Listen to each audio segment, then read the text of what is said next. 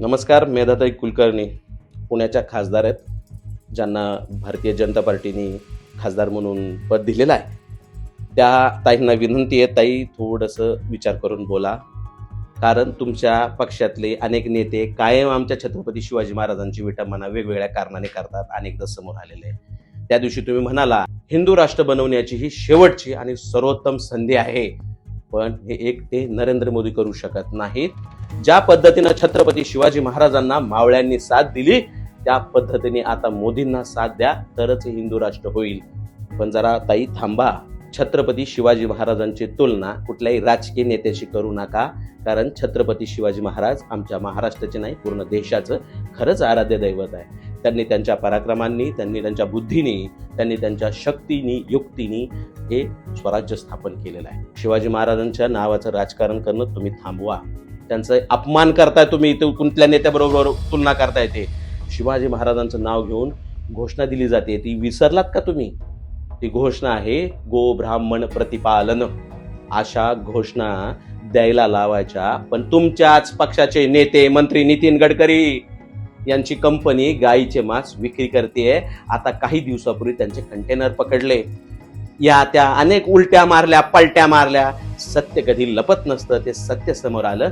त्या कंपनीमध्ये, शेअर्समध्ये, कंपनीमध्ये तुमच्या भाजपचे नितीन गडकरी त्यांच्या फॅमिलीचे निकटवर्ती संबंध आहेत. हे सगळ्या जगासमोर पुढे आलेलं आहे. काही मागच्या काळामध्ये भारत देशामध्ये ज्यावेळेस गोहत्याबंदी नव्हती, त्यावेळेस काँग्रेसचं सरकार होतं. त्या काळामध्ये सुद्धा भारतीय जनता पार्टीनी ज्यावेळेस गोहत्या आणली, त्याच्या आधीच्या काळात आपला देश 10व्या 11व्या क्रमांकावरती ते मटन, गाईचं मटन सप्लायमध्ये होता. आणि आता हा सगळ्या देशांना, अमेरिकेला बाहेर मागं टाकत दुसऱ्या क्रमांकावरती गोमांस विक्री करणाऱ्या कंपन्या आहे. त्यांच्या पाठीशी तुम्ही इतके ठाम उभे आहात. आणि ह्या कंपन्या ज्या गोमांस बाहेर पाठवतात, त्या कंपन्यांचा तुम्ही इलेक्ट्रिक बॉन्ड माध्यमातून 550 कोटीपेक्षा जास्त निधी गोळा करून तुम्ही पक्ष चालवता, तुम्ही राजकारण करता. हे सत्य आहे ताई. छत्रपती शिवाजी महाराज नेहमी म्हणायचे, शेतकऱ्याच्या भाजीच्या देठालाही धक्का न लावता आपल्याला स्वराज्य स्थापन करायचंय. आमचे राजे शेतकऱ्यांच्या पाठीशी ठाम उभे राहिले, म्हणूनच आमच्या राजाला जानता राजा म्हटलं जातं. तो सर्वसामान्यांचा न्याय करणारा राजा होता. त्याची तुलना तुमच्या नरेंद्र मोदींशी करू नका. ज्या देशाचा पोशिंदा म्हणून समजला जाणारा शेतकरी राजा आहे, जो रस्त्यावरती उतरतोय, छोट्या छोट्या कारणांसाठी त्याला आंदोलन करावे लागतात. काय त्याचे प्रश्न आहेत? पाणी द्या, खत द्या, चांगली बियाणं द्या, सुरळीत वीज पुरवठा करा, आणि जो उत्पादित कष्टाने मेहनतीने कमवलेला शेतीतला माल आहे, त्या मालाला चांगला हमी भाव द्या. यासाठी शेतकरी रस्त्यावर उतरतोय, आंदोलन करतोय, आक्रोश करतोय. काही शेतकऱ्यांचं बलिदान झालेलं आहे, हे तुम्हाला दिसत नाही. आणि त्याचबरोबर तुमचं सरकार, आता काय शब्द वापरावेत ते कमी आहेत. तुमचं सरकार त्या बाहेर देशातला कृषी उत्पन्न केलेला माल, कृषी उत्पादन केलेला माल आयात करतायत.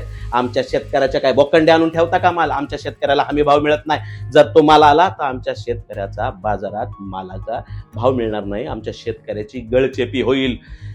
अशा माझा राजा जो शेतकऱ्याच्या देठालाही धक्का लावणार ना असा विचार करत होता, आणि एकीकडे तुमचे नरेंद्र मोदी त्या शेतकऱ्यांना उद्ध्वस्त करायला निघालेत.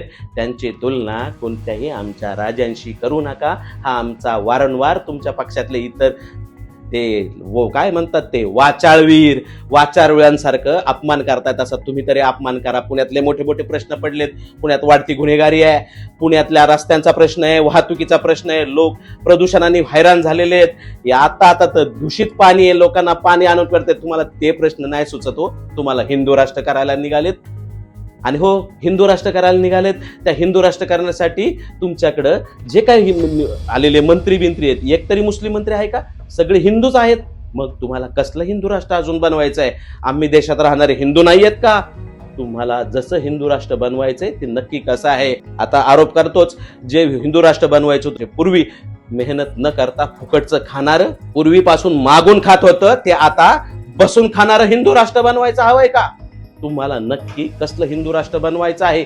असेल जसं बनवायचं असेल तसं बनवा. ह्याच्यासाठी, हे हिंदू राष्ट्र बनवण्यासाठी महत्वाकांक्षी तरुणांची गरज आहे. माझी तुम्हाला कळकळीची विनंती आहे, तुमची आणि तुमच्या नेत्यांची जी मुलं बाहेर देशात गेलीत ना, जर्मनी, अमेरिका, इराण काय कुठं कुठं गेले असतील, त्या परदेशात गेलेली त्या सुखाच्या झोपत समृद्ध जीवन जगतायत, त्यांना इकडे बोलवा आणि त्यांची माथी भडकावा, त्यांच्या हातात कुऱ्हाड्या द्या, तलवारी द्या, त्यांच्या हातात काय द्यायचंय ते द्या आणि जसं हवं तसं हिंदुत्व तुम्ही बनवून घ्या, जसं पाहिजे तसं हिंदू राष्ट्र बनवा, पण आमच्या मुलांची माथी भडकवू नका, त्यांची आयुष्य बरबाद करू नका.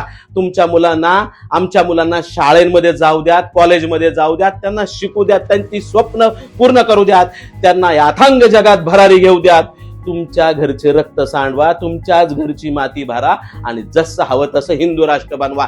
तुमचीच लोक लढायला पाठवा ना, याच्यामध्ये आमच्या पोरांच्या नका वाटोळे करू. नाही तर हे फक्त आमच्या मुलांच्या रक्ताने लिहिलेलं राजकारण राहील. मी प्रेक्षकांना विनंती करतो, तुम्हाला नक्की कसं हिंदुत्व हवंय, जे हिंदुत्व जसं हवंय ते आपल्या फॉलोअप मध्ये, मेसेज मध्ये टाका, आपल्या चॅनलला फॉलो करा, शेअर करा. धन्यवाद.